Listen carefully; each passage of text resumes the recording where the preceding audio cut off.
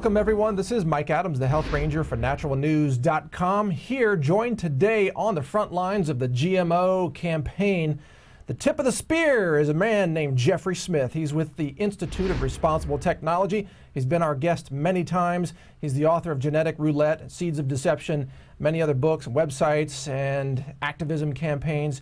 He's the man who he's got his finger on the pulse of the GMO activism efforts out there, and he joins us today by Skype to give us an update for January 2012.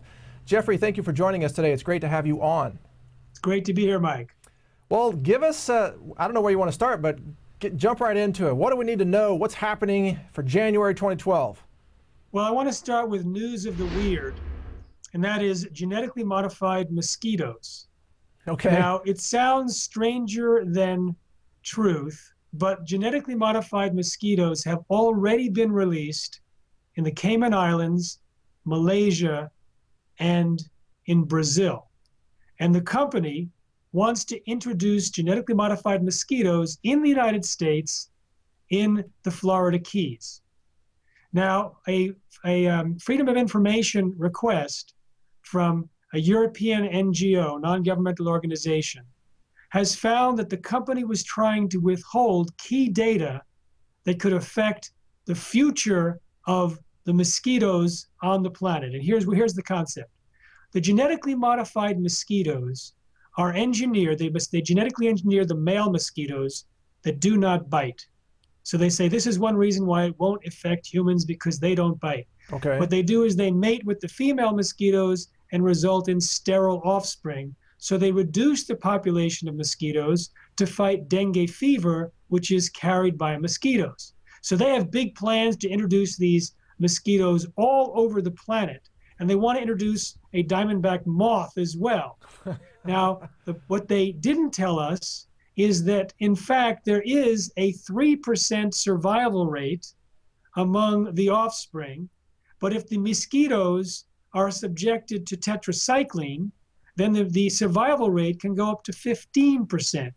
Whether it's 3% without tetracycline or 15%, and tetracycline is available in nature in large quantities, we're talking about creating the offspring of genetically modified mosquitoes that can be biting humans and livestock and having completely different impacts than any mosquitoes have ever had before on Earth, and possibly changing the balance of the mosquito population forever. Now, this is a classic Pandora's box, because once they introduce these mosquitoes, of course, you can't ever take them back. There's no undo for this, right? I wouldn't want to be hired by the company with the job of recalling them. Now, tetracycline is a common antibiotic that's sold as a prescription drug. Where you mentioned it's found in nature. How would mosquitoes interact with tetracycline out there in the wild? I'm not familiar with that.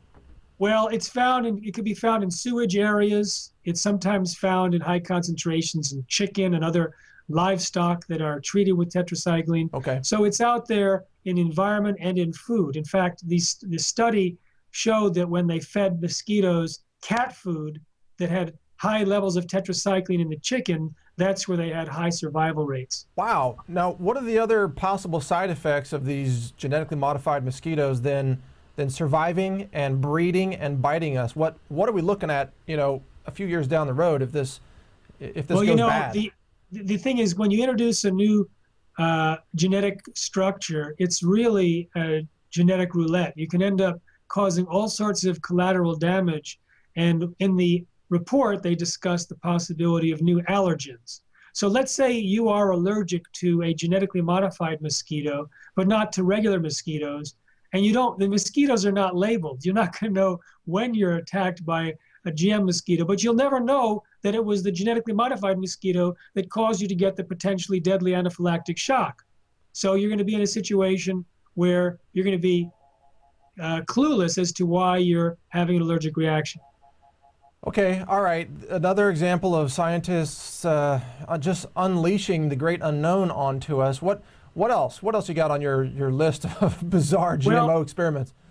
Years ago, Monsanto put out a release saying that they were going to triple yields by 2030, and they were going to have drought-resistant crops, et cetera, et cetera. Well, they finally, after all this time, came up with their first drought-resistant crop, which was approved on December 21st by the USDA. However, if you read the USDA report, it doesn't work. It's no better than the conventionally bred corn. It only works for moderate drought conditions. It has no lower minimum requirements for water. And there's conventionally bred crops that outperform the GM crop in conditions of high drought. So it's a complete failure, but it's a public relations win because it's going to be introduced. They're going to sell it, and they're going to say, now we are protecting America's farms from drought because we have drought-resistant corn. Well, this is what's so frustrating about corporations. I mean, even the war on drugs is advertised as a huge success, but it's a massive failure. Here we have these crops advertised as drought-resistant, but they're dying just as much as the other crops. How do they get away with this? Is the press covering their mistakes for them? I'm afraid not. Well, you are, which is good. But I mean, they said that GMOs will feed the world. It actually works against that. They said it would increase yield. It actually reduces yield. They said it would decrease the use of agricultural chemicals. It increases agricultural chemicals. And in fact, it reduces biodiversity, which threatens the entire food supply at a time of global climate change. And in fact, their Roundup-Ready crops require more water. And there's a whole gamut of things that are going wrong. But unfortunately, they've got billions of dollars to spread it around, and we've got $2.95 to work with. So we're fighting against this juggernaut. However, there's so much evidence now that it's a failed technology. More and more farmers are catching on, and most importantly, consumers are catching on. Yeah, they are. It's huge. Awareness has spiked in just the last few months, I've noticed. Are you seeing that too when you talk to people? Absolutely. In fact, I noticed the big upsurge starting in the first half of 2010. Then the GE salmon threat from the FDA came on the big scene in terms of the media. The court cases for alfalfa and sugar beets hit. Then the approval of alfalfa at the beginning of 2011. And it's been absolutely nonstop in terms of increased awareness, agitation, concern, and organization against GMOs. Okay, all right. Well, major efforts are underway also about are you going to talk about the GMO labeling campaign in California? I'll mention that too. We've got a few more items that I want to cover that happened this month. Go for it. In Argentina, tax authorities discovered that a contractor for Monsanto down there was holding workers in slave-like conditions. They were unable to leave their workplace, forced to work for as much as 14 hours a day, detasseling corn, and forced to buy overpriced food in the company store. And so this was an example of how we can find how Monsanto allows its contractors to treat the people that work for it. Well, it should be no surprise. Look at the way they treat us as human guinea pigs. I mean, why wouldn't they treat workers as slaves? It's Absolutely. consistent. In Europe, France is holding the line. They're saying they're not going to plant genetically modified corn. They said they weren't, and a European court said that their reason was not legally allowed, and they said, tough, we're not going to allow it planted anyway. A biotech giant, BASF, that introduced a potato for starch in Europe recently, is now pulling out of Europe altogether, discontinuing the potato growing and moving its headquarters to the United States. Also in Europe, earlier this year, there was a ruling that said that any honey that contains pollen from genetically engineered crops needs to be approved and registered and labeled. And so it was a big setback because a lot of the honey there is in fact contaminated with genetically modified corn pollen. Wow. Well, yeah, that sounds like a very important victory, at least one small battle in the greater war. That's true. Does Monsanto and DuPont and the other companies, do they really think that they're going to get away with all this? I mean, don't they see this tidal wave of awareness working against them? A few years ago, an insider told me that the executives of Monsanto were getting nervous. And that's the only recent experience I've had with direct response from what they're feeling. But it's clear that they're being hit pretty hard from many levels. They've had court cases where they've been shown to be lying and advertising. The most recent one was India, where they had advertised to farmers that they would increase their income by a certain dramatic amount. Turns out it was completely unsupported, and an Indian government agency called them on it and said it was illegal. The French High Court told them that it was illegal to describe Roundup as biodegradable. A South African court caught them for false advertising. And it doesn't stop them. I mean, they were stopped in New York for false advertising about biodegradable Roundup, and they continued to advertise the exact same claim in Europe until a court stopped them there and only fined them $23,000. Well, we see the same thing with Big Pharma. When these drug companies commit felony crimes and marketing fraud, they always end up settling with the states after a lawsuit is filed. And in the settlement, they, quote, admit no wrongdoing, so they're never banned from doing business with government. They continue to do business. They just figure that lying and fraud is just a cost of doing business to cover the fines, and that's it. They just keep doing it. And they have a lot of insiders pulling the strings for them. For example, this month in India, it was discovered that the vice chairman of the Apex Committee on Approving Genetically Modified Crops, the Genetic Engineering Approval Committee, which is essentially a rubber stamp for the biotech industry, the vice chairman is on the board of directors of ISAAA, which is the most pro-GM, ridiculously unscientific spokes body for this industry. They constantly put out an annual report inflating statistics. They've been shown constantly to have unscientific opinions. And so this guy who's the co-chair of the approval body in India is actually promoting the ISAAA news releases and misinformation. And likewise, there was another guy at the Genetic Engineering Approval Committee that actually approved a crop that he was developing and he had the patent for. So talk about conflict of interest. Oh yeah, total corruption. No doubt these people are all on the take. And it's also hilarious in a pathetic kind of way that this is all being done under the name of science, and these people say we're scientific. It has nothing to do with science. It has everything to do with bribery, corruption, and really what you would call corporate-funded science or distorted junk science, or how do you describe it? Tobacco science. Tobacco science, there you go. Yeah, I think people get that. I want to talk about the insecticide and herbicide impacts of GMOs, and there's three big stories around that are brewing. One is honeybees. There was new evidence that a systemic seed treatment, it's a nicotine-based insecticide that you treat seeds with, and it's used a lot on corn. And it was introduced big time when GMOs were introduced. They weren't using it very much before that, but when GMOs were introduced, for many technical reasons, they started coating these seeds with these neonicotinoid insecticides, and the GM corn was coated with 5 times the amount. It turns out this neonicotinoid insecticide, or the neonics, are likely to be the primary contributor to colony collapse disorder, killing a huge percentage of the bee population on Earth. And Bayer Crop Science, which made $1 billion last year selling these neonics, their 2 main products, basically said, well, we know that neonicotinoids can cause bee death and disorientation, so they can't find their way back to the hive, but there's no exposure level that would be toxic to the bees. Well, the new study that just came out this month shows that when the seeds are planted, the dust goes into the air and carries high concentrations of these neonics into the air, onto dandelions, where bees like to gather the pollen, and into the soil.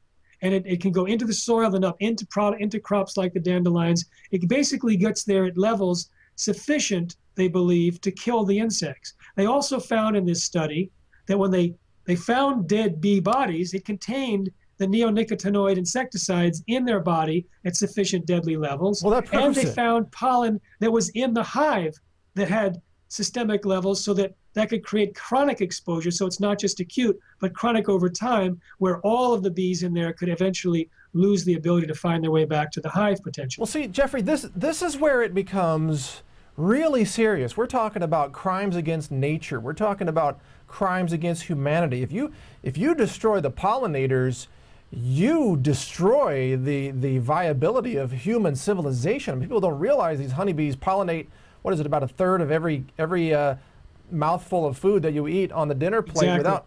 Without honeybees, the food supply collapses. We have serious problems on this planet if this is allowed to continue.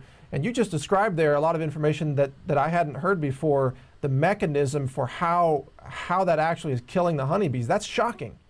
Yeah, earlier there were studies that show that there was secretions of liquid in the plants that form beads on the plant in the mornings, and then the tired bees, after fanning the hive all night, will go and get their earliest level of nutrient. They'll go to the nearest plant and drink the nectar, and then they'll not find their way back to the hive. But this is even more significant because they actually found bees that had died with neonicotinoid insecticides in their bodies. The neonics also reduce the immune system defenses against a viral attack. It's also true that a study found that when bees were gathering pollen from GM corn, from BT corn, which is designed to break open the stomach of insects and kill them, it doesn't break open the stomach of insects necessarily, the bees, but certain other types of insects. The bees that were gathering pollen from the GM crops ended up with viral infections, and the controls did not, suggesting that their immune system became compromised. So that may explain why there's more colony collapse disorder in the US than there is overseas where GMOs are planted less. That's right. So it could be a perfect storm.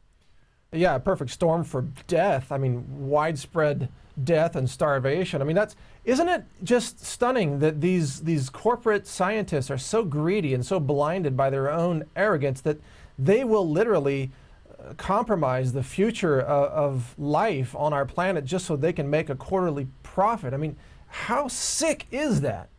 And the lies are blatant and very often in the details. For example, Bayer's scientists said that bees don't collect much pollen from corn, but in the study it found that up to 50% of the pollen collected by the bees were from corn when the corn had pollen. So they're just making things up. Yeah. They just make up assumptions, and we see this all over the place. I have caught them, 100, 200 times making up assumptions which are either blatantly false or never tested, or eventually tested and found to be false. Well, that's called science, Jeffrey. You make up whatever you want. It gets published in a scientific journal. All the scientists say it's true. They just make it up. They invent it. I mean, how many pharmaceutical researchers have been caught just completely fabricating their results? And some of them did it for 20 years before they finally got busted. I mean, it's sick. But anyway, I don't mean to interrupt you. I can't stay silent about this. We got a few more minutes in this segment. What else do you need to cover in this segment, Jeffrey? Well, two more stories about herbicides. Roundup, it turns out, is far more toxic and more pervasive and more dangerous than anyone had believed before. There's a new organism that may be associated with the spraying of Roundup or Roundup-ready crops, and this organism is able to kill a fetus and a pregnant chicken within 24 hours. It may be responsible for a widespread epidemic we're seeing in the inability of livestock to maintain their pregnancies. It's found in high concentrations of crops that have been diseased and associated with Roundup spray. So this is one of the possible reasons why the Roundup-ready crops may be causing reproductive disorders. Another is that Roundup chelates and binds with nutrients, making them unavailable to crops and to livestock. So there's widespread nutritional deficiencies in U.S. livestock. Wow. And some of those nutritional deficiencies can affect the ability to have babies or the health of those babies. So, for example, one of the most important nutrients that's made unavailable is manganese. And they found that 63% of the stillborn calves had deficiencies in high levels of manganese. Also, there was a very large percentage of the birth defect calves that had lack of manganese. And there's basically a universal deficiency of manganese among the conventional livestock population. And that's just one of many nutrients. So that's a second possible reason why Roundup may be causing reproductive problems. And the third is that Roundup itself is directly toxic. It can kill human placental cells. It interrupts the estrogen cycle. It can cause abnormal and decreased levels of sperm, and it can cause birth defects. So we're having a problem right now with reproductive health in humans and animals. And Roundup is so omnipresent. It's found in the urine of people who live in the city. It's in a U.S. Geological Survey in the Midwest. It was found in either up to between 60 and 100% of all samples collected in the air, water, and rain. It's found in surface waters. It was just found in a Spanish study for the first time in the groundwater there. So it's basically omnipresent. It's even found in the blood of North Americans, and it passes through the placenta into the blood of the fetus.